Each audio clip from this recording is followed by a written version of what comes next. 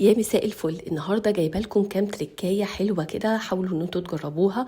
اول تركايه معانا السلك اللي قدامكم ده. مثلا في ناس كتير ما بتحبش نعكشه السلوك، ففي طريقه سهله قوي ازاي نقدر نلم بيها السلك وما بيبقاش مفكوك كده، عن طريق التوكتين دول اللي هما المشبك دول. بنجيب السلك وبنبتدي ان احنا نلفه حوالين كف ايدينا بالشكل ده، يكون يعني ملفوف دايره. وبعد كده بنجيب التوكه المشبك دي، نشبك بيها السلك، واحدة هنا وواحدة في الحتة اللي قصادها، وهنلاقي ان السلك بقى يعني صغير وملموم ومش واخد مساحة معانا.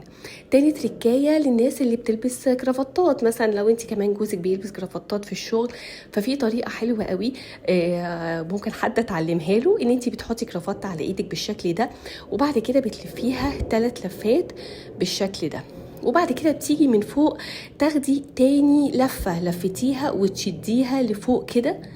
بصوا فجأة هتلاقي الكرافتة يعني اتربطت في ثانية. طريقة سهلة جدا جدا، اتعلميها واعمليها حلوة قوي.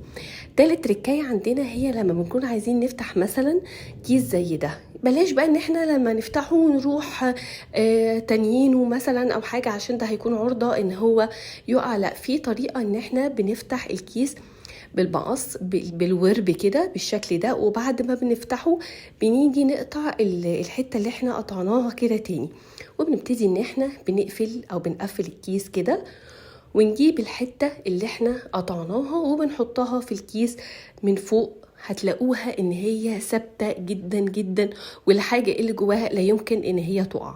التركايه الاخيره بقى واللي فعلا بقت ادمان بالنسبه لي، هي انك ما تفتحيش كيس المكرونه الاسباجيتي كده، ولكن خبطي عليها وافتحيها كده. ما بقتش بفتح كيس المكرونه غير بالطريقه دي، جربوها.